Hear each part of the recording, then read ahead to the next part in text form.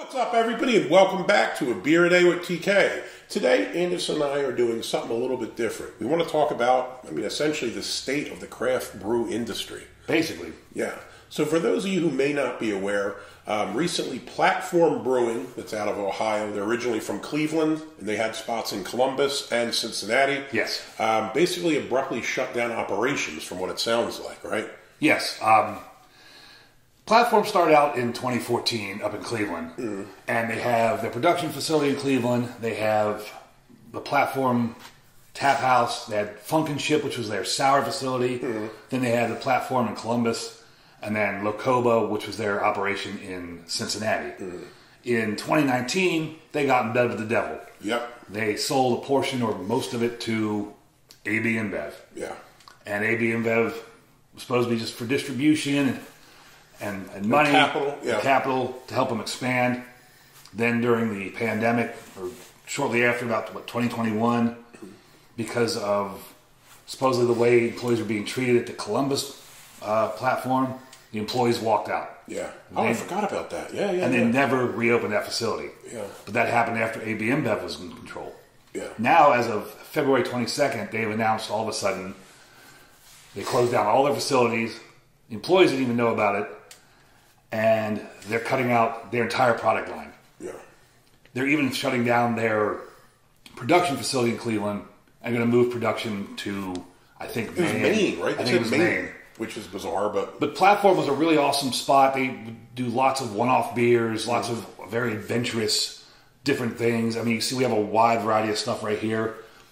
They were also really cool with the homebrew community. You go to Platform, ask questions, advice, talk about recipes, and they were always, the original owners were always down to help. And all that's gone now.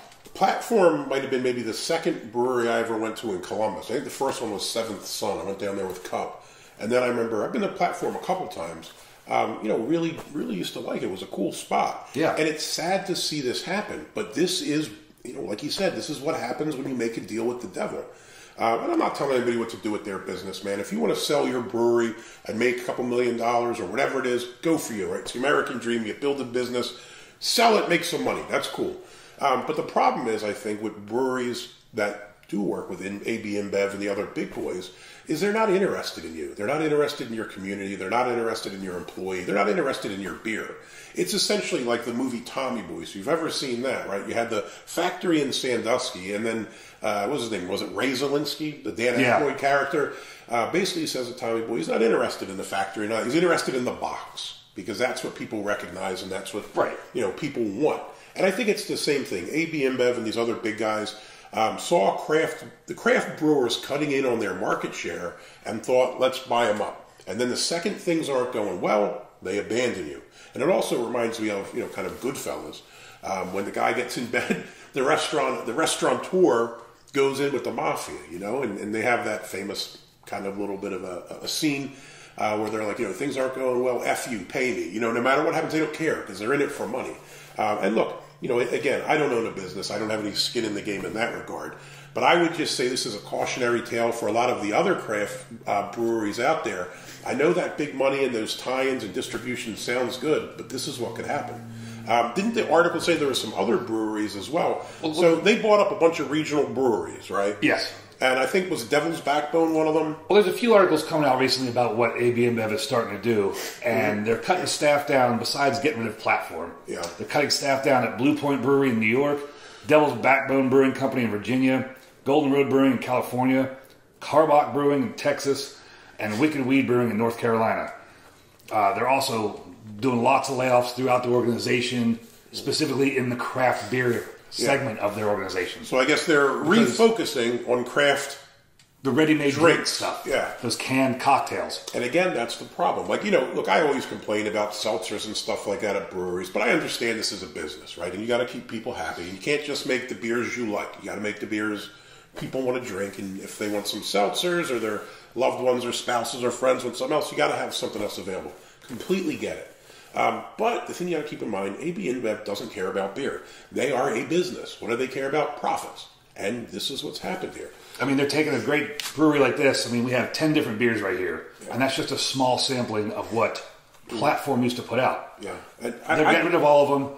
They're going to carry Haze Jude, which is a hazy IPA. They're going to do Odd Future, which is an Imperial IPA. And then they're going to do the... Was it Canal Way IPA? Canal Way IPA. Those are the only 3 beers they're going to produce from now on. So Platform, which is a brewery, just a week or two ago, I went over to the local Meijer and picked up, they had a mixed 12er of lagers, which is really refreshing. Because every time I see a mixed pack, it's always IPAs. So when I saw the mixed lager box, I grabbed it and drank them all, and then bought a second one quickly once I realized they were going out of business. Or, let me rephrase it, not going out of business, reforming, reshaping, whatever the heck it is they're doing. I mean, honestly, if they have those 3 IPAs, I'll never buy a Platform beer again. And to tell you the truth, on principle, I might not ever buy anything from any of the breweries that are in bed with AB-InBev. You know, and if you want to go the macro route, you do your thing. I know I'm not going to make a difference, and me not spending my money on anybody who works with them isn't going to do a damn thing. But if enough people stand up to them and say, hey, InBev, get back to doing what you're best at, making garbage beers, and leave the craft beer industry alone, maybe we'll have some kind of impact. I don't know. Another cool thing that Platform and a lot of smaller breweries do is they'll do special beers for certain things, like Platform Uni. This was done in partnership with the Cleveland Browns. They did Cleveland Indian ones too, right? I believe so. Yeah. But this was done, limited edition, in partnership with the Cleveland Browns. AB-InBev's not going to do some special beer like that. Nah, well, they want to push their Bud Light, Budweiser, whatever, into the stadium, and that's it. Yeah. I mean, and up in Cleveland, there's a lot of different specialty beers that come out. Like during the pandemic, a couple breweries did specialty beers where the proceeds went to the local concert venues. Yeah. Just to support the local concert venues. Because people weren't working, yeah. AB-InBev doesn't do that kind of thing. No. And you lose like the hometown crowd, the hometown touch. Yeah. With this being now part of the multinational conglomerate of beer. Yeah. Beer. And sad. Beer, yeah. And look, I mean, it's not just Ohio. I mean, we mentioned those other ones in Virginia, North Carolina, California. This is impacting people all over the country. Now, I know craft beer share is down somewhat, and I'd imagine a lot of it is probably largely due to the economy. Craft beer tends to be more expensive than some of the other stuff, and I completely understand that. If you're Now, I do want to give a shout out to a couple of the other breweries in the Cleveland area. Mm-hmm. Saucy decided that, hey, for all the employees that lost their jobs at Platform, they could come over to the brewery, get a free beer and a free meal. Mm-hmm. Bookhouse said that the owner, if you want to come in, he'll buy you a beer and talk to you about what's going on if you're one of the employees there. So that's really cool. That's a cool thing with that community. And Saucy also was telling the employees to come over, fill out applications. Yeah. Now, obviously, they can't take everybody, but, you know, if some of the other breweries in Columbus, Cleveland, Cincinnati kind of rally around the employees, pick these folks up, you know, maybe it make the sting a little less for them and their families. But once again, that's another thing that people like AB-InBev don't care about, won't do, because they don't really care about the community. Yeah. Well, I mean, I saw, like, people are getting payouts or something as you leave, but I mean, I think in that article that I read, some of them, like if you've been there X amount of time and you're X amount of years old, you might get a couple months worth of salary. And for the people who weren't there as long, it could be as little as 2 weeks' salary. Right. You know, if you just showed up for work and the doors are locked, I mean, I don't know about you. Most people live kind of hand-to-mouth, paycheck to paycheck. Maybe you got a couple bucks in the savings account for an emergency. But if you just show up for work and the doors are locked, you're like, what the hell, man? I mean, I think that's not a proper way to do things either. If you're gonna do something, you got to give people some warning. These are actual humans with families and jobs and real communities that are in danger because of the greed, corporate greed, and it's, you know, I don't want to sound like a railing socialist or anything, but it does really bother me, and it's, you know, sad to see. So, you know, that's all I got to say on it, I guess. And it's sad to see the variety disappear. Because they're going to go from all these great different styles of beers, sours, porters, lagers, everything, to 3 different IPAs. Yeah, which is sad. And they're only doing IPAs because that's what's supposedly popular right now. This week.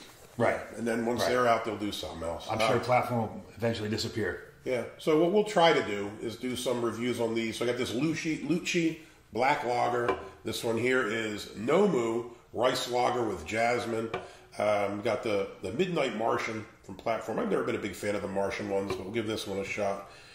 Snow Surfer Cold IPA with natural flavors.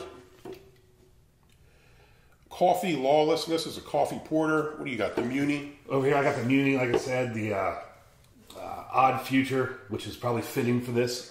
Yeah.